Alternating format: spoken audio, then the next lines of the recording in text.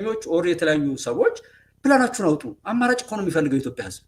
ግን ቁጭ ብላችሁ ተጎልታችሁ አንድ ክላስ ላይ ቆማችሁ በለው ግደለው ኦሮሞ፣ ትግሬ፣ ሻዕቢያ አይነዳችሁም። ደብረጽዮን ያንን ሁሉ ግፍ ካስፈጸመ ሰዎች መካከል አንዱ ደብረጽዮን፣ አንዱ ኢሳያስ ነው። ዛሬ ከዛ ሁሉ ግፍ እኛ ላይ ፈጽመው እኛን አባልተው ስንት መከራ ውስጥ ገብተን አያችኋቸው። ሌላ የግፍ ዘመን እነሱ ስጋት ሆኖ መጡ። በደል የደረሰበት ሰው በደሉን ለማበስ አብሮ መቆም ባለመቻሉ፣ እውነት በመጥላቱ፣ ሐቅን በመጸየፉ፣ በእነሱ ወጥመት ተጠልፎ ለነሱ መጫወቻ ሆኖ በመቀጠሉ ይኸው ስታሊንን 10,000 ሰው ቆማየው ማለት እኮ መረገም እኮ ነው። መረገም ነው። ላይቭ ላይ ከኢሳያስ ጋር ተገናኝቶ ምናምን የሆኑ ነገሮችን ብሎ ጀስት እኔ በዛ ልክ ኢትዮጵያዊነትን በጣም ስለማከብር ኢትዮጵያዊ የሆነ ሁሉ በዚህ ልክ ይሳሳታል ብዬ እኔ ስለማልጠብቅ ነው። ማለት አንድ ቀን የዋሻችሁ ሰው እኔ አንድ ቀን የዋሸኝ ሰው ከዛ በኋላ ሰው አይመስለኝም። በቃ ስለዋሸኝ እንዳደረገዋለሁ ባልንም የመጨረሻ ግን እንዲቀርበኝ አልፈቅድም፣ እንዳየው ሁሉ አልፈቅድም። በየትኛውም ማግባብ ያንን የሚመስል ነገር የፈጸመብኝ ሰው ምንም ቦታ ላይ እንደ ሰው ልቆጥረው አልችልም። ቢኮዝ ኢትዮጵያዊ ነው። እሱ ስለሰራ በሱ መልኩ መልስለት ግን አለና ይሄ እንደሚመጣ ይታወቃል። እስኪ ምን አፈራችሁ? እውነትን በመደገፋችሁ ከቤተሰብ ከልጆቻችሁ ከባለቤታችሁ ጋር ሁሉ ሳትቀሩ አብሯችሁ ካለ ሰው ጋር ሁሉ ሳይቀር ተጣልታችሁ እውነትን በመደገፋችሁ እንደ ባንዳ እንደ መጥፎ ተቆጥራችሁ የነበራችሁ እኔን የሚመስል መጥፎ ገጠመኝ የገጠማችሁ ሁሉ አላፈራችሁም። እግዚአብሔር ይመስገን፣ ፈጣሪ ይመስገን። ይህን ደግሞ ጠበቅ አድርገን ተመልሰው ይምጣው። ግን ደብረጽዮን ትግራዊ ከሆነ ለምንድን ነው ቤተሰቡን ያላስቀመጠው? ሰዎች ብንሆን የመከላከያ በተኛበት መታረድ፣ የተማረኩት ሰዎች ሚሊተራቸውን ልብሳቸውን አውርቀው በጫካ መለቀቃቸው፣ የተማረኩ ሰዎችን በአስፓልት ላይ አስተኝቶ በሲኖትራክ መጨፍለቅ፣ የሞቱ ወይም የመስዋዕትነት የከፈሉ የመከላከያ ሰራዊት አባላትን ሰብስቦ አስከሬናቸውን ሰብስቦ እየተጨፈረ ቪዲዮ የተቀረጸውን አረሰው። ለዛ ነው ይሄን ካልፈረደ ብዬ እኔ ከፈጣሪ ጋር ግብግብ የምገጥመው። ያን ሁሉ ነው እሸቴ ሞገስ ብለን እሸቴ ሞገስ ላይ የሆነውና በዛን ጊዜ ጮህ አለቀስ፣ ሰዎች ቆረቆሩን ካል ያ ነገር መጥቶ አማራ ክልል ላይ ሲደገም ስናይ ማፈርኳል።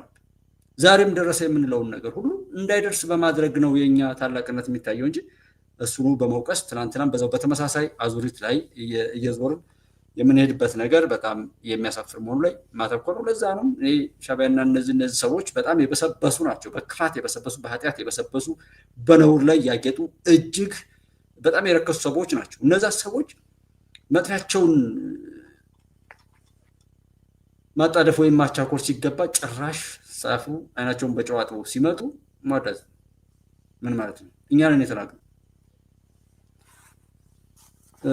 ዛሬ ያለውን ሁሉ ነገር የሚነቅፉ የበፊቶቹ ለምንድን ነው ዛሬ ያለውን ይነቅፋሉ? አንዳንድ ነገሮችን ብለን እንወጣና ለምንድን ነው የሚነቅፉት? አባት አያታችን ወይም አባታችን ሲሰራው የኖረው ፍሬ ዛሬ ላይ ሲያይ ማፈርና ለማስተካከል መስራት አልነበረበትም ወይ? ያለው ነገር መንቀፍ ነው፣ መናቅ ነው፣ መጣለው ምን ማለት ነው? ግን ያንን ሲያይ ለማስተካከል ለምንድን ነው ከማፈርና ከመሸማቀቅ ይልቅ እናቱ እሱን ለማሳደግ ስትል ጠባሳ አውጥታ ስታበቃ የኔ እናት አይደለችም ብሎ የዩኒቨርሲቲ ተማሪ አንድ እውነተኛ ታሪክ የማውቀው እናቱ በጣም ጠባሳ እንደዚህ ነገር ሆና እሷ በጎነት አለ፣ እናትነት አለ፣ ሰዎችን መታዘዝ አለና እሱን ነገር ለማድረግ ደፋ ቀና ስትል ከዩኒቨርሲቲ የመጡ ጓደኞቹ ተማሪዎችን ይቺ የኛ የቤት ሰራተኛ ናት ብሎ ያለ ትውልድ አለን ማለት ነው። ብዙ ነገር መድረኩ ቢዘጋጅና ሰዎች ለማድመጥ ቢዘጋጁ ብዙ የምናስተምረው ነገር አለ። አሁን ወደ ቀልብ አለመምጣት፣ ከጥላት ወጥመድ አለመላቀቅ፣ በኖርንበት በከሰርንበት በተጎዳንበት ባለቀስንበት ብዙ መከራ በከፈልንበት ወጥመድ ውስጥ ዛሬም መዳከር ስላለ ነው ያንኑ የሚመስል አይነት ይዘት ያለው ማወር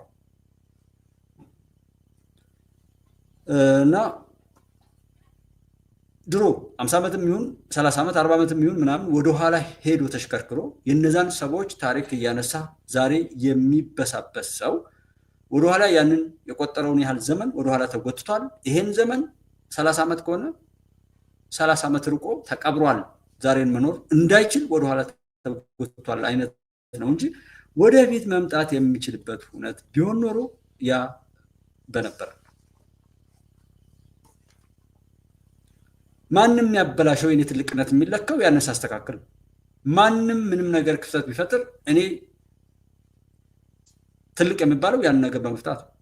ዛሬ ያለንበት የፕሌን ጉዳይ ላይ ፕሌንን የፈጠሩት አሁን ያለው የዩቲዩብ ፕላትፎርምን የሰሩት የዲጂታላይዜሽን ላይ የተለያዩ ነገሮችን የሚሰሩ ምናምን ሰዎች ችግራችንን ፈትተው እየተጠቀምንበት ስለሆነ ያንን የሰሩ ሰዎችን ላናመሰግን እንችላለን። ከነሱ መብለጥ እንኳ ባንችል፣ እንደነሱ መስራትም እንኳ ባንችል፣ እነሱ የሰሩትን ግን ሴኪዩርድ አድርገን ራሳችንን ለጉዳት በማያጋልጥ መልኩ ለመጠቀም የሚያስችል ዝግጁነት እንኳን መገንባት የለብንም። ያንንና መሰል ነገሮችን ለማግኘት ሀገራችንን ማወቅ፣ አማራጮችን ማዘጋጀት፣ የሆነ የአንድን ሀገር ጉዳይ ከአንድ ጠቅላይ ሚኒስትር ዶክተር አብይ ጋር አያይዞ ይፈታል ብሎ የሚቃዥ የታክሲ ማህበርተኞችን ሰብስቦ የሽግግር መንግስት ያቋቋሙበትን ወቅት ሁሉ እኮ አንረሳም። ኦኬ ሉቃስ ሉጌ 1 2 3 ቴንክ ዩ። ኦኬ አይ ቲንክ ከዚህ በፊትም ሱፐርቻርስ ላይ ሳፖርት ታደርገኝ ነበር ወንድሜ ነህ፣ ተባረክልኝ። ወጣ ይተካ። ኢትዮጵያ ትቀጥላለች፣ እውነት ያሸንፋል። የምትወደው ሀቅ በቤትህ ይሁን፣ ፈጣሪ በረከቱን ያብዛ። በወጣ ይተካ ብያለሁ። እና የምንነጋገረው ነገር በሙሉ መፍትሄ እንዲያመጣ ምንም ነገር ቢባል በቃ ኦልሬዲ ትናንትና አይታችኋል። እናት ፓርቲ የአቶ ታዬን ጉዳይ አነሳ፣ መግለጫ ወጣ። ለምን? ዝምድና ስላለው። 5 ሚሊዮን ተማሪዎች ከትምህርት ገበታቸው ሲቋረጡ፣ መምህራን ሲገደሉ፣ ለሰላም የሄዱ ሰዎች ሲገደሉ እናት ፓርቲ የሚባለው መግለጫ አላወጣ። አሁን እንዲህና መሰል ሁነት ላይ ያለ መንግስትን የሚሞግት እየሮጠ የሚያሯሩጥ መድረክ በተባለው የተፎካካሪ ፓርቲዎች የሚባሉበት መድረክ መንግስትን እየሮጠ የሚያሯሩጥ የተለያዩ ነገሮችን እያመጣ መንግስት እንዳይዘናጋ፣ እኔ ብተኛ፣ እኔ ብበላሽ፣ እኔ አምባገነን ብሆን፣ እኔ ህዝብን ባስቀይም፣ እኔ እምነት ባጎል የሚተካ እኔን ቀድሞ የሚሄድ በህዝብ አመኔታ ሊያገኝ የሚችል ተፎካካሪ ወይም እኔን የሚወዳደር ፓርቲ አለ በሚለው መድረክ ላይ ተቀምጦ ጥፋትን የሚዘራ ትውልድ ሲሞት አፉን የሚዘጋ 130 ሚሊዮን ህዝብ ታፍኖ በኪራይ እንኳን ወደብ ላግኝ ብሎ ሲጠይቅ እንደ ነውር በአደባባይ ማንም ባለጌ ሰገጤ ሲያወራበት በዛ ጉዳይ ላይ ምንም ማለት ያልቻለ፣ እንደውም ለምንድን ነው ይሄ መንግስት ጦርነት ፈልጎ ነው ወደብ የጠየቀው ብሎ የሚሄድ የቁንጽሎች ስብስብ ያንን የተከበረ መድረክ አማራጭ እያሳየ የሀገርን የህዝብን ነፃነት ለማረጋገጥ መንግስትንም እንዲጠነክሩ ተፎካካሪ እኮ ከሌለው ስርዓተ መንግስቱ ላይ ያሉ ሰዎች እኮ ይደክማሉ። እንኳን የሚሸጥ የሚለወጥ ነገር ካለ እንደዛ እንዳይሆን እንኳን መሰራት ባለበት ላይ ጭራሽ አቶ ታዬ እንደዚህ ነው ብሎ 5 ሚሊዮን ተማሪ ለ2 ዓመት ትምህርት ሲጓደል፣ በሰላም የሄዱ ሰዎች ሲገደሉ፣ መምህራን ሲሞቱ፣ መንገድ ሲዘጋ፣ ልማት ሲስተጓጎል፣ በሀገሪቱ ቀይ መስመር በሆነው መከላከያ ሰራዊት ተደብቆ ሰው ሲተኩስ ምንም ያለው የፖለቲካ ፓርቲ ይህን የፖለቲካ ፓርቲ ብሎ የሚቆጥር ይህንንም የፖለቲካ ፓርቲ ነኝ ብሎ የሚቆም ሰው እንዳልሆነ ማወቅ ነው። የምንወዳቸው ነገሮች ሁሉ እየተከተሉ የሚያረክሱብን ሆን ብለው ስለሆነ ማለት ሆን ተብሎ ስለሆነ ያሻጥር የሚሰሩ እና አመፀኛ የሆነ ጋጠወጥ የሆነ የሚያባላ የሚያገዳድል ትርክትና ታሪክ የሚተርክ ሰው በሙሉ ፖለቲከኛ። ስለዚህ እኔ አሁን ሰው እንዲያጨበጭበልኝ በቃ ፈነደው አብይ ዋሸ እንደዚህ ያለ ጭብጨባ የሚፈልገው መሪ ምናምን የፍቅር ሳይቀር የፍቅር ሁሉ ፊት አውራሪ ነው ጠቅላይ ሚኒስትሩ። በነገራችን ትናንትና ያለውን ነገር ብታዩ ጥሩ ነውና አደርሱበት። ምን ወይ አንዳንዴ በቃ እንዴት ነው ነገሩ ላይገባችሁ ሁሉ ይችላል። ዝም ያስብል አግባብ ላይ ይህን መንግስት የሚሞግት ሰው ሁሉ አልገጠመም። እዳር ቆሞ ዝም ብሎ ሲሳደበኝ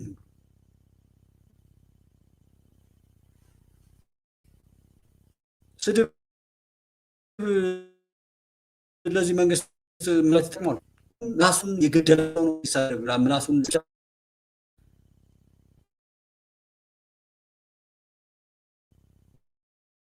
አሰሮት ኖሮን አግባብ ላይ ብንገኝ የተሻለ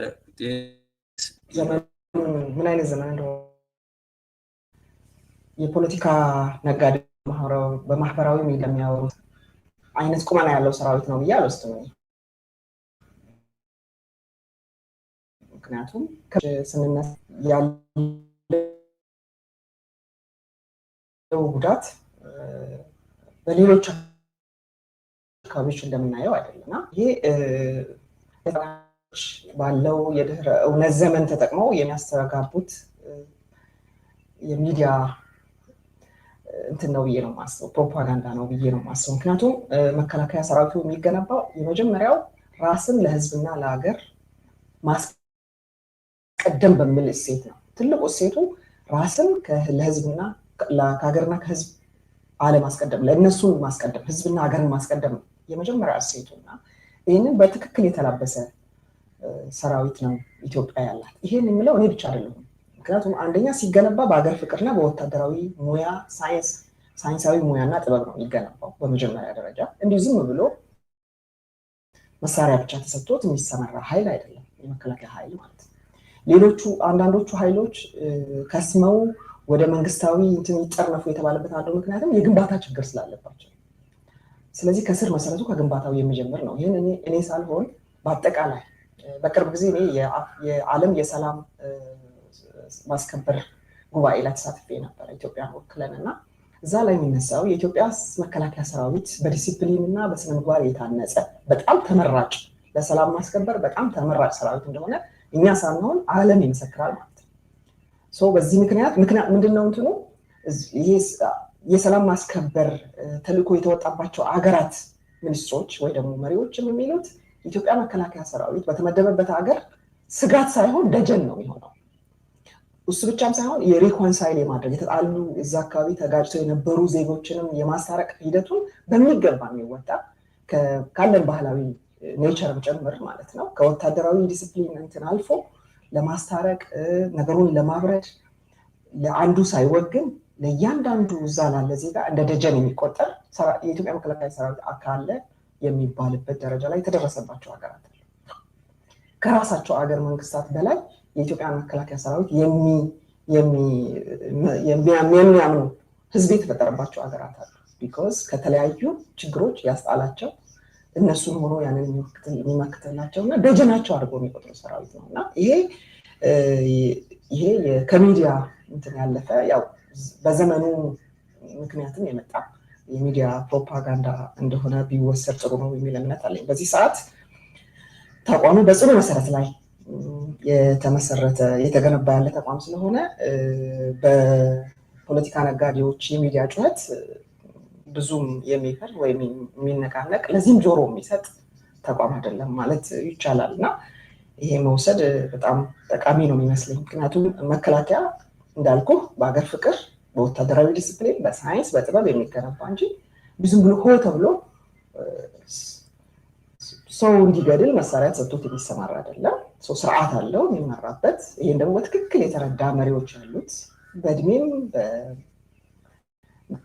በኤክስፒሪየንስም ከተለያዩ አገራትን የሚመረጥ ሰራዊት የገነባች ሀገር ናትና ቢሆን ጥሩ የሚሆነው ይመስለኝ እንዲህ አይነት አገራዊ መከታን የሆነ ኃይል የራስን የመጨረሻዋን እስትንፋስ ለሀገርና ለሕዝብ ለመስጠት የተዘጋጀን ኃይል በዚህ መንገድ ስሙ ባይነሳ እኔ ደስ ይለኛል። እናመሰግናለን ኢንጂነር አይሻ። ኤኒዌይ እውነቱ ይሄ ጠፍቶት አይደለም። ጥላት በዚህ ልክ የሚጮኸው እውነቱን ያውቃል። ግን በክፋት ላይ ቆመው ለራሱ ለአእምሮ ለሰውነቱ የሚመገበውን የጥላቻ የመባላት የመገዳደል የመሞት የእልቂት የስቃይ የመፈናቀል እንደ አይነት ዜና ለመስማት እና በዛ ለመኖር የሚሄደው ሰው ነው እንጂ የሚያሳዝነው ጀስት ያ ጥላት ያውቃል። መከላከያ ላይ እና ጠቅላይ ሚኒስትሩ ላይ ያለው የእንትን ዘመቻ ይታወቃል። እነሱ ያውቃሉ ጥንካሬውን ማለት ነው። የራስም ኃላፊነት አለ። እንደ ግለሰብ በተሰጣቸው ስልጣን ላይ የሆነ እንትን ያሉ ሰዎች ያንን ነገር ባይጠብቁና በተሰጣቸው ስልጣን ላይ ቃላቸውን ጠብቀው ባይገኙ ምን ሊገጥማቸው እንደሚችል ያውቃሉ። እና ያለውን ነገር በሙሉ አሟጦ የመጠቀም እውነት ሁሉ ስለሚፈጠር ከመሀል ወጥቶ ሄዶ አሁን አሰብ ላይ ኦር ሻዕቢያ ላይ እንደዚህ ሄደ ደረሰ ያለ ነው። ያ በራሱ የሚያሳየው ነገር ይኖራል። ኢትዮጵያ ትቀጥላለች፣ እውነት ያሸንፋል። ጠላቶቿን በይፋ እኔና አንተ አይናችን እያየ ሲቀበሩ እናያለን። እውነት ሲያብብ፣ ውሸትና ዋሾች፣ ቀጣፊዎችና አጭበርባሪዎች፣ ባንዳዎችና የፉኝት ልጆች አይናችን እያየ ሲጠፉ እናያለን። እሱ እውን ይሆናል። ምንም ችግር የለውም። የሚቀየር ነገር የለውም። እንዳልኳችሁ ነው። በቃ እውነት ነው። ጀስት የያዛችሁትን ምንም ነገር ሀብታም ናችሁ ምናምን ብትባሉ አዋቂ ናችሁ ብትባሉ አሁን ደስ አይላችሁም ራሱ ሁሉ። ለምን? እውነቱን ስለሆነ ያላችሁን ነገር በሙሉ አትናገሩ። ለምን ደግሞ አትናገሩ? በቃ ይዛችሁት ስለሆነ በዛ ስሜት ነው እውነቱ የሚቀጥለው። በየትኛውም አገር እውነቱን አውቀን እንዳንሳሳት ጉለት የሆነ ድክመት በእኛ እንዳይከሰት ወይም በእኛ እንዳይታይ በማለት እንጂ ብዙ ነገር አለ። ኢሳያስ የሚያሳስበኝ እንደዛ አይነት ግብፅ የምታሳስበኝ አይደለም። ኒውክለር ይኑረው ኢትዮጵያ ላይ ያለው ሚስጥር አታውቁም ኦር ወቁ እናንተ ኢትዮጵያውያን ናችሁ የምለው ዝም ብሎ ተራ ነገር ሊመስል ይችላልና ባለፈው ታችሁ ከሆነ የሆኑ ጀርመን አካባቢ ነው እንግሊዝ ላይ ያሰማችሁ ሰዎች ጠቅላይ ሚኒስትሩ እንደዚህ ብሎ መጥቶ እንደዚህ ብለው እንትን ብለውት ምናምን ሲል በጣም ነው ማለት የሆነ በዘመኑ የተለያየ ሀገር ላይ ሰው ሲዞር ሲንቀሳቀስ እዛ ሲኖር ብዙ እውቀት ይይዛል ብለን ነው ምናምን እና በዛ ልክ ከፍ አድርገን ያየናቸው ሰዎች የራሱና ቄሰው ናፋቂ በዛ ልክ ሰብእናው የሞተ ኢትዮጵያዊ የሆነ ምንም የማይችል ኢትዮጵያዊ የሆነ በቃ ከድህነት ጋር ከሞት ጋር ከጦርነት ጋር ከገዳይነት ጋር ወይ ከተገዳይነት ጋር ወይ ከተፈናቃይ ወይ ከተሰዳጅ ወይ ከረሃብ ወይ ከበሽታ ጋር ብቻ ሰው እንዲነሳና ፎቶም እንደዛ የሆነ የጥላቶች መጫወቻ ሆኖ እንዲቀጥል የሚል አይነት እሳቤ ሰዎች ሰርተዋል። ያንን አምኖ አሁንም የሚቀባጥር ሰዋል። ዛሬ መራራ ጉዳይና ምንድን ነው ያለው ኦፌኮ ምናምን በሚቀጥለው ምርጫ ላይ ኦፌኮ ለምርጫ ለመወዳደር አቅም የለውም አለ። ምክንያቱም ያውቀዋል እንግዲህ ዶክተር መራራ እንግዲህ ያውቁታል። የተሰሩት በምርጫ ተወዳድሮ ራስን ለማስመረጥ የሚያስችል ዝግጅትና አማራጭ ማዘጋጀት አይደለም። የጀዋርን የሰሞኑን የፌስቡክ ልጥፎችን በቀን 180 ጊዜ አንድ ቀን 180 ጊዜ ፖስት አድርጓል። የሆነ ሰው አለ አብሮ ምናምን የሚከታተል 100 ይኸው አሁን 80 ደረሰ እያለ 180 አካባቢ ምናምን ደረሰ በአንድ ቀን ውስጥ ማነጻጸር በቃ ጀስት ስለዛ ሰው የሆነ እውቅና መስጠት አያስፈልግም ማለት እንደ ራሴ ስለማየው የሆነ ቆጥሮ ስለሚያንስብኝ የሆነ ያንን ሰው እውቅና የሰጠሁት ከፍ ያደረኩት ነው የሚመስለኝ። ለምን እንደዛ ይላል ለምን እንደዚህ ይላል የሚለው ማነጻጸር ውሏችን የምንገበየውን ነገር መሰረት ስለሚያደርግ ማለት ነው። እና በሚቀጥለው ምርጫ ላይ አበክሮ ምክክር ምን ያደርጋል? የባለፈው ምርጫ ላይ አልወዳደርም። ከዛ ደግሞ ምክክር ምን ያደርጋል ብሎ መግለጫ ሰጠ። ምክክር ከብልጽግና ጋር ከማንም ጋር ይሁን እንመካከር በራሱ እኮ በቂ። ስለመመካከር የማያውቅ ሰው ምን አገባው? ምክክር ለሚመካከር ነው፣ ሀገር ለሚኖርባት ነው። ህግ እንደዚህ ሁሉም ነገር ያንን ለሚያከብሩና ለሚከበርበት ሰው ነው። ለጋጥ ወጥ፣ ለባለጌ፣ ለባንዳ፣ ለፉኝት ልጅ፣ ስርዓት ለሌለው፣ ለወራዳ ክብር የሚሰጥ ሀገር፣ ክብር የሚሰጥ ህግ፣ ክብር የሚሰጥ ሃይማኖት፣ ክብር የሚሰጥ ምርጫ ቦርድ፣ ክብር የሚሰጥ ምርጫ የለም። ወራዳ በወራዳነቱ ዛ ያጨብጭብ። አትሸወሩ ነው። እኔ በአጠቃላይ እናንተ ክፎች ተመለሱ፣ አስተውሉ። እስከ ዛሬ ድረስ ዳከራችሁ፣ አዳከራችሁ፣ አዋረዳችሁ፣ ተዋረዳችሁ። የፖለቲካ ፓርቲ ማንኛውም ውስጡን መነካካት ኦር መፈተሽ ያለበት ወቅት እኮ ነው። እስከ ዛሬ ድረስ ዳክራችሁ ብዙ ሰዎችን አክስራችሁ ይሄው እኔን ጨምሮ አንዱ ከሳሪ እኮ ነኝ። በእናንተ ፕሮፓጋንዳ አንዱ ህይወቱን በፈተና ውስጥ የሞላ ሰው ነኝ እኮ ነኝ። እንዳርጉኝ የሚል እንድለምን እየተገደድኩ አይደል? ተለምኖ የሚከድበታል። በቃ የኔ የምናገረው የሚጠቅም ከሆነ ይጠቅማል ብሎ ወደፊት የሚገፋ ሰው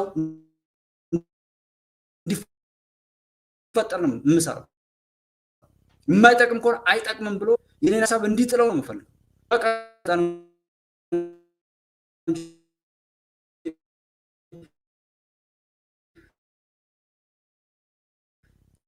ግዴታ እስኪ ላይክ አድርጉ፣ እስኪ ሰብስክራይብ አድርጉ።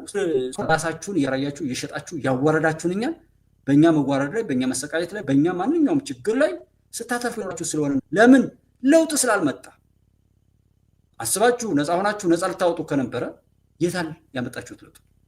እድሜ ልካችሁን ትጮሃላችሁ፣ ይሄው እኛንም ታስጮሃላችሁ። ይሄው ምንም ውጤት አላመጣችሁም። ዛሬም ነውርን ነው ክብር አድርጋችሁ የምትናገሩት እንጂማ ጥሩ ነገር ብትሰሩ ይሄው እዚህ መንግስት ፊት ላይ ቆመን ምን ይዘን እንሞግተው?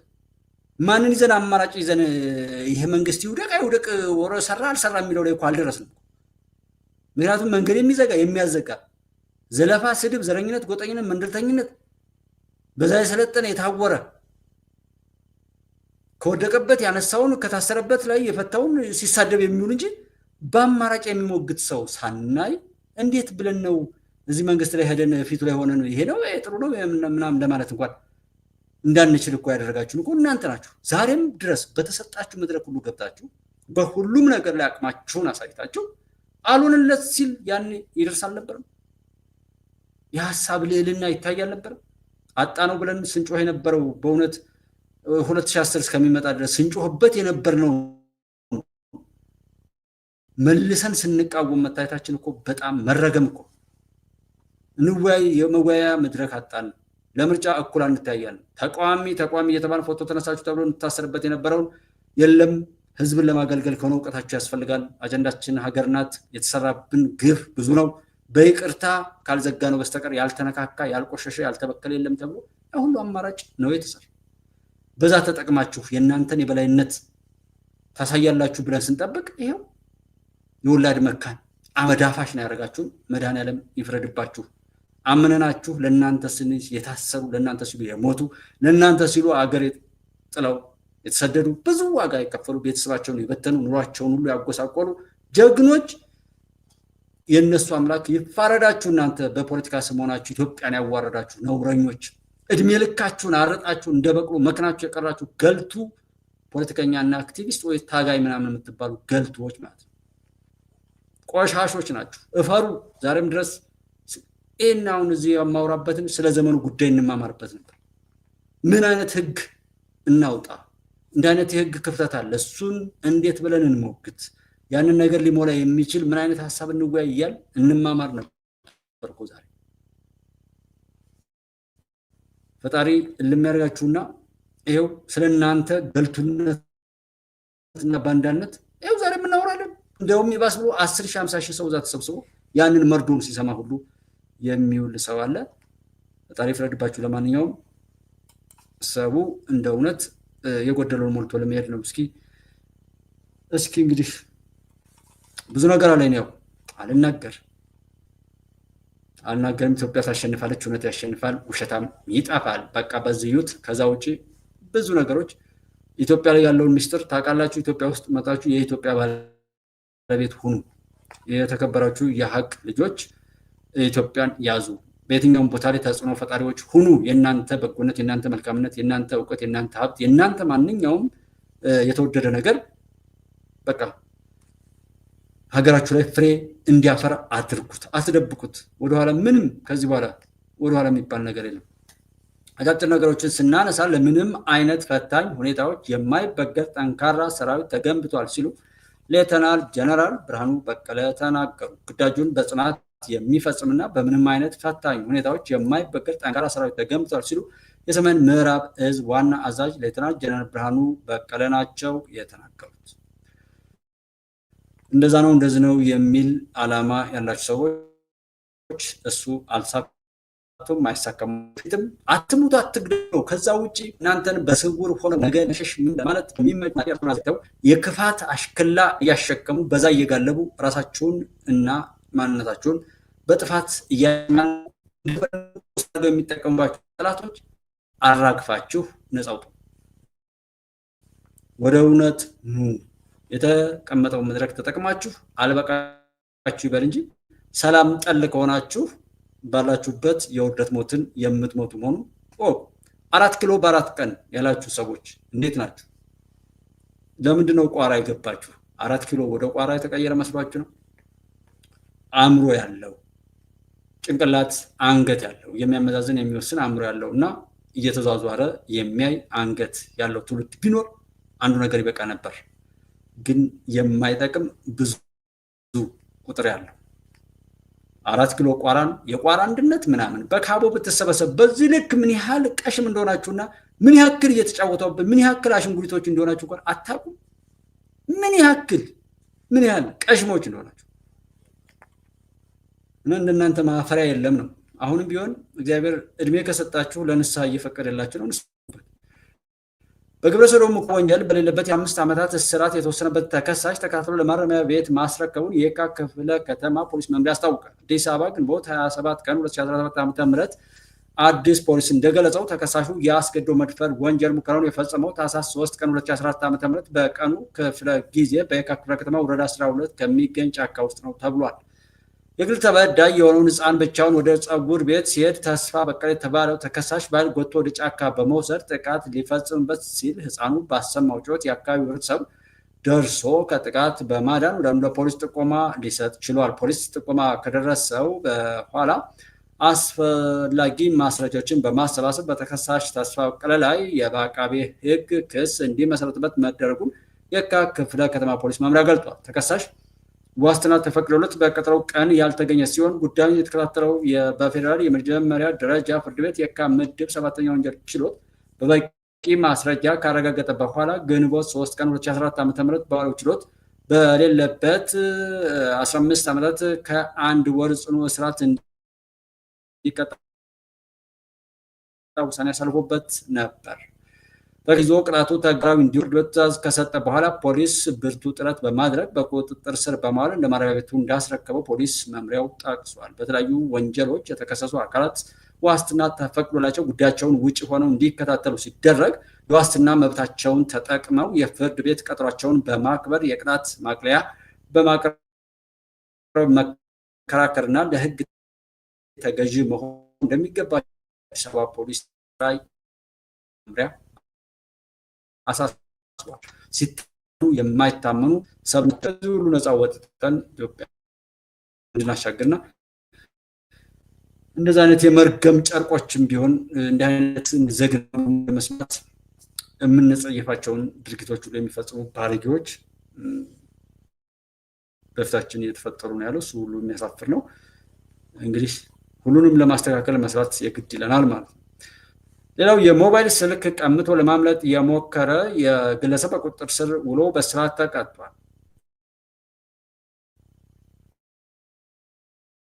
አዲስ አበባ ግንቦት 27 ቀን 2017 ዓ.ም ማሙሽ ጀቦ የተባለ ተከሳሽ ወንጀሉን የፈጸመው ሚያዝያ 18 ቀን 2017 ዓ.ም በቦሌ ክፍለ ከተማ ወረዳ 1 ልዩ ቦታው ቦሌ ቅዱስ ሚካኤል በተለምዶ ነዳጅ ማህበር ተብሎ በሚጠራው አካባቢ ነው። ወይዘሮ ራህማን አወል የተባለች የግል ተበዳይ በወቅቱ ከምሽቱ 3 ሰዓት ተኩል ገደማ በአካባቢው እየተጓዘች በነበረበት ወቅት ተከሳሹ ተከታትሎ በእጇ ይዛ የነበረውንና ግምታዊ ዋጋው 20,000 ብር የሆነን ሳምሰንግ ሞባይል ስልክ ቀምቶ ለመሰወር ሲሞክር በህብረተሰቡ ትብብር በፖሊስ ቁጥጥር ስር መዋሉን በቦሌ ክፍለ ከተማ ፖሊስ መምሪያ ከህብረተሰቡ አካባቢ ፖሊስ ጣቢያ የተገኘው መረጃ አመላክቷል።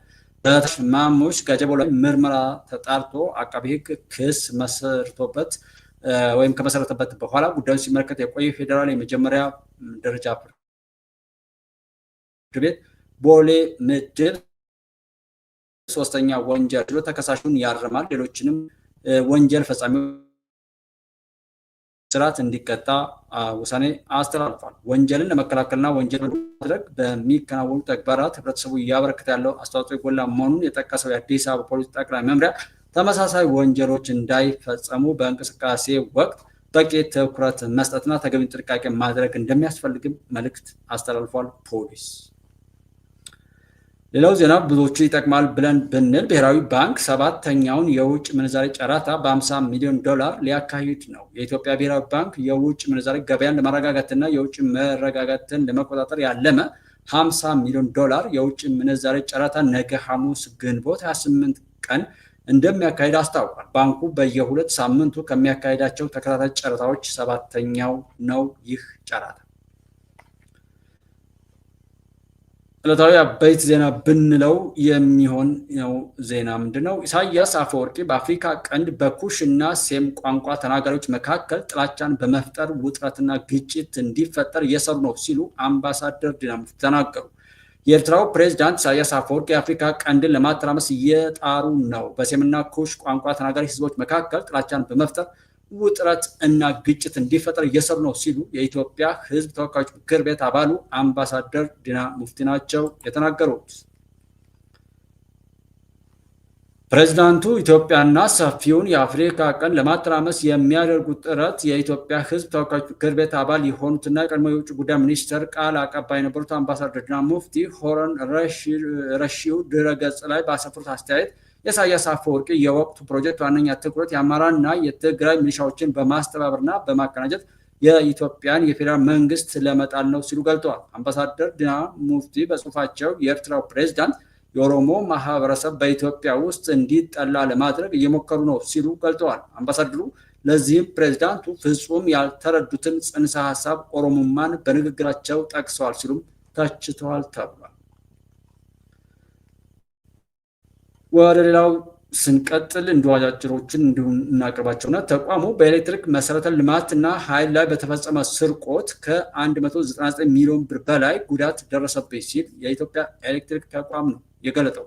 ባለፉት 9 ወራት ውስጥ ከኤሌክትሪክ መሰረተ ልማትና ከኃይል ስርቆት ጋር በተያያዘ 199.5 ሚሊዮን ብር የሚገመት የገንዘብ ጉዳት እንደደረሰበት የኢትዮጵያ ኤሌክትሪክ አገልግሎት አስታውቋል። ጉዳቱ የደረሰው በኤሌክትሪክ ማሰራጫ መስመሮች፣ ትራንስፎርመሮች፣ ኬብሎች ላይ በተፈጸመ ጉዳትና ስርቆት እንዲሁም ቆጣሪ በመነካካት የኃይል ስርቆት በመፈጸምና የተቋሙ ሰራተኞችን ስራ እንዳይሰሩ በማወቅ መሆኑን አገልግሎቱ ገልጧል። ይሄ በተደጋጋሚ እንደምናየው ብዙ ጊዜ ሰብናችን መንግስትን እንደ መንግስት አለመቀበል፣ ሀገር እንደ ሀገር አለመቀበል፣ የሆነ ከዳር ቆሞ መገፋፋት፣ ተመሳሳይ አዙሪት፣ ተመሳሳይ ተውኔት፣ ተመሳሳይ ጨዋታ መሆኑን ማወቅ ነው። የመንግስት የሆነ ነገር ማንም ምንም ቢያደርገው በቃ እንደሆነ ሀላል ነገር የማሰብ አይነት አለ። የሀገሬ ሀብት ነው ምናምን አብረን እንኑን፣ ባለቤት እንኑን፣ ሁሉ ነገር እናስተካክል። ከዚህ ውጭ ምንም አማራጭ የለም። እዘዋዳ ሆኖ የሚጮኸው ሰው ለእኛ ሊደርስልን አይችልም። በሰራነው መዋቅር አበጀነው ባልነው ማንኛውም ስርዓት ላይ አስቀምጠነው ሰው እኛን አላገለግለን አለ፣ ብሶት ፈጸመ፣ ሙስና ጠየቀ፣ አሰራር አበላሸ ብለን ተነስተን ጭራሽ የት እንዳለ ሰው ይሁን መንፈስ ይሁን ምንም ነገር የማናውቀውን ሰው አምነን ያዝነውን መበተን ይብቃ። አስተውሎት ይኑር። ጀስት የምናደርገውን ነገር ስንፈልግ የምናቆመው ስንፈልግ የምናስሄደው መሆኑን ሁሉ ማየትና ስርቆትን መብራት በጥይት እየመታ ትግሌ ነው ድልድይ መስበር በእጃችን ያለው ብቸኛ መሳሪያ ነው የሚል ባለጌ በምድራችን አፍርተን ያንን ደግሞ የሚያጀግን በቁሙ የሞተ ሳፖርተር ማየታችን በገንዘቡ በእውቀቱ የሚደግፍ ሰው ከማየት በላይ ሞት የለም። ከምንድን ነው የሚለው ከሚናገረው የሚሰማው ከሚሰማው የሚናገረው አይነት ሁለቱ ጅላጅልና ጅላንፎ ያሉት።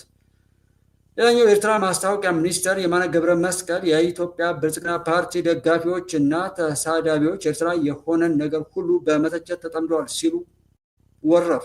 የማነ የብልጽግና ደጋፊዎችና ተሳዳቢዎች የኤርትራን ጥንታዊ እና ዘመናዊ ታሪክ በመከለስ እና በማዛባት ኤርትራ የቀጠናው ደህንነት እንዲጠበቅ የምታደርገውን ፖሊሲ የኢኮኖሚ ደረጃዋንና እምቅ አቅሟን ዝቅ አድርገው ያሉ ሲሉ ተችቷል። የዚህ ሁሉ መነሻው የማይጠረቃ የባህር በር ፍላጎት ነው ያሉት አቶ የማነ በቀጠናው ዘላቂ እድገት ሊመጣ የሚችለው ዓለም አቀፍ ሕግ ሲከበር መሆኑን በአጽንኦት ጠቁመዋል። የማነ ይህን አስተያየት የሰጡት መከላከያ ሚኒስትሯ አይሻ መሐመድ አገር ብሎ ለመጥራት የሚያስቸግሩ አገራት ስለ ኢትዮጵያ ለመናገር መሞከራቸው የተለመደ ባህሪ መሆኑን እናውቃለን በማለት በተዘዋዋሪ ፕሬዝዳንት ኢሳያስ አፈወርቂን ከተቹ በኋላ ነው ተብሏል። እኔም ደግመሃለሁ እንዳልኳችሁ ባለፈው አየር ኃይሉ ላይ ገብተን ከአንድ የሆነ ዲፓርትመንት ወደ ሆነ ዲፓርትመንት ስንሄድ መኪና ነበር የምንጠቀመው እና እየዞርን ስናየው ቢሾፍቱ ደብረዘይት ያለውን በተለይ ውጭ ሀገር ያላችሁ እዚህ ኢትዮጵያ ውስጥም ያላችሁ ሰዎች እንድትድኑ ኢትዮጵያችሁን ሀገራችሁ እንድታውቁ ያ የእናንተ ሀብት ያ የእናንተ ልጆች ቤት ያ የእናንተ ሀገር አዘገጃጀትና የሆነ ትልቅ ስኬት ወይም የስኬት መግለጫ መሆኑን እንድታዩ በቻላችሁት አቅም ገብታችሁ ብታዩ አንዲት ኢምንት ናት። አንዱ የኢትዮጵያ አየር ኃይል ላይ ያየነው ብቻ ነው የማይታይ ያለ እንዳልኳችሁ ኢብሪፍ እንኳን የሚሊታሪ ሳይንስ ላይ ማንም ተነስቶ በየቤቱ በር ዘግቶ የሚያወራው ጦርነት መሆኑ እኮ የሚያሳፍረው። ቢኮዝ ሚሊታሪ በራሱ የራሱ የሆነ ባህሪ ስላለው ማለት እና ከዛ አንፃር ማናየው ብዙ ነው። እዛ ሆኖም የማየው አለ እንደየክፍሉ የራሱ የሆነ እንትን አለው የራሱ የሆነ መዋቅራዊ ይዘት ጥበቃና ክብር ስላለው በዛ ስሌት እንደተጠበቀው ነው። ለኛ እንኳን የተገለጠውና ሂደቱን ስታዩት ያማል። ትኮራላችሁ በሀገራችሁ፣ ትኮራላችሁ በእህት ወንድሞቻችሁ፣ ትኮራላችሁ በመከላከያ ሰራዊታችሁ፣ ትኮራላችሁ እውነትን በመጠበቃችሁ እና ያንን ባየሁበት ወቅት ደጋግሜ እኔ ሳላውቀው ሙሉ የዚህን ግቢ ግማሽ የማያክለው ሀገራት ሀገር ነኝ ብለው ኢትዮጵያን ሲሳደቡ በጣም ነው የሚነደኝ እያልኩ እያወራው ነበር። እና ይህንን አቶ የማነ ልንገር ቢሾፍቱ ያለውን የኢትዮጵያ አየር ኃይል ግቢን ግማሹን አያክልም አንተ ያለበት በሉት። ያለዛ ደግሞ ምን አንጠረጠረ የባህር በር ምናምን እንከራይ እንግዛ እኮ ነው የተባለው። የኢትዮጵያ የሆነን ደግሞ የወሰድከውስ ይመጣል ወደድክም ጠላም። እኔ ማለት መናገር ጀስት የሚሆን ስለሆነ ነው። በስኒ የሰፈርክ በስኒም ቢሆን በዶላር ትገዛለህ የሚለውን ልንገር። ግብፅም ሆነ ምናምን የኢትዮጵያ የውሃ ሀብት በቃ ይሸጣል ይለወጣል። አባይን ብቻ ነው እንዴ? ስንት ግድብ አለን ሌላ ተጀመረ። ለምን እናገራለን? የሚሰራው ነገም መሰራት አለበት። መሰራት ባለበት ላይ መሰራት አለበት። ጎፈንድሜ እንደዛ የምታሰባስቡት ወንድሞች ሰብስቡ፣ ሌላም እቅድ አውጡ፣ ይሄ መደረግ አለበት በሉ። መንግስትን እንዴት ህዳሴ ግድብ ብቻ ይሆናል? ሌላ ግድብ ለምን አንሰራም? ሌላ የውጭ ዲያስፖራም ሆነ ኦር የሆነ መሰባሰባችንን ሊገልጥ የሚችል በሚዲያዎች ላይ አማራጭ በባለቤትነት ማስኬድ። በቃ እንዲህ አይነት እቅድ ምናምን አለን። እሱም በባለቤትነት እናስሄዳለን። ሀገር እንደ ሀገር መስራት ተሞክሮ ማምጣት ቀለልት። መሰዳደብን ከየት ሀገር ነው ተሞክሮ አድርጋችሁ ወሰዳችሁት? ቆሞ ዝም ብሎ ሲሳደብ ነው። እንደው እዚህ ጋር አልሰራልኝ ብሎ ነው እንጂ ማሳየት የምፈልገው ጠቅላይ ሚኒስትሩ ተራራ እየወጡ የሚያሳዩት በቃ የፍቅር ሁሉ ተምሳሌት ባልና ሚስት እንዴት መከባበር ሁሉ እንዳለባቸው እኛ ሀገር ላይ ሚስቱን በመሳደብ ባሏን በማንጓጠጥ የሆነ በመናናቅ ወይም ሀፍረት ኃይሉት ክብር እንዲህ አይነት መጓተቱን ሁሉ የሚያስቀርና ያንን የተከበረ ትዳርን በሚጣፍጥ መልኩ እያሳለፉ ለሌሎችም ተሞክሮ በጎ ተሞክሮን ማሳየት የሚያስችል ሁሉ ነገር ነው የማይሆነ ጠቅላይ ሚኒስትሩና ወይዘሮ ዝናሽ የሚያደርጉት ወይም በየትኛው እንቅስቃሴያቸው ላይ ብዙ ነገር ነው የማየው። አሁን ባሉ አመራሮች ንግግር ቃለመጠይቅ በየትኛው ቦታ ላይ መጥተው መግለጫ በሚሰጡ በጣም ብዙ ነገር ነው የማየው። የኢትዮጵያን ተስፋ እንደዛ ነው የማየው። መከላከያ ሰራዊታችን ላይ የትኛው ቦታ ላይ ስናይ የባለቤትነት መንፈስ ነው ያለው።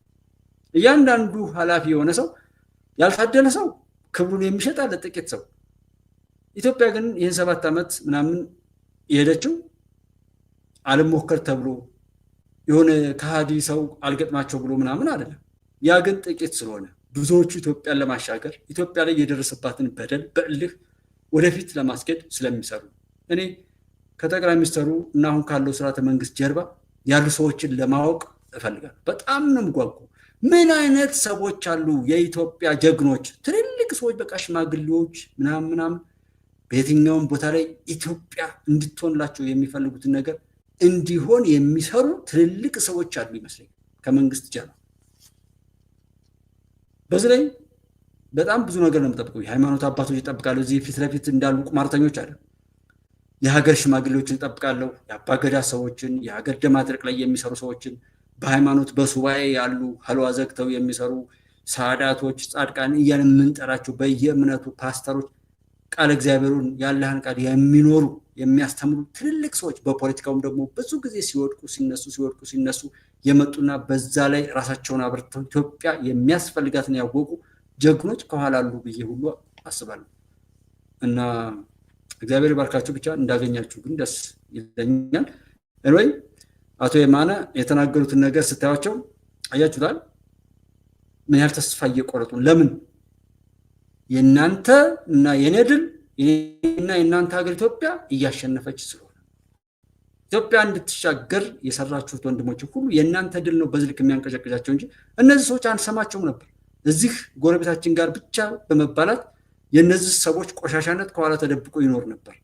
ዛሬ ግን ይኸው አንዲት ኤርትራን ወክሎ አንዲት የትዊተር ገጽ ያለው ሰውዬ ነው ይሄንን የሚቀባጠርላችሁና ጋሽ የማነ ደህና ነህ ሆይ? ደህና ነህ? እንዴት ነህ? ሌላው ወደሚቀጥለው ስንሄድ የነዳጅ ዋጋን ነው የምናገኘው። የቤንዚን ዋጋ ባለበት ይቀጥላል። ኬሮሲንና ነጭ ናፍታ ከዛሬ ግንቦት 27 ጀምሮ ከባለፈው ወር የመሸጫ ዋጋ ጋር ሲነጻጸር የ4 ገደማ ጭማሬ ወይም የ4 ብር እንደማለት ነው ጭማሬ ያሳየ ሲሆን በ120 ብር ከ94 ሳንቲም እንዲሸጥ ተወስኗል።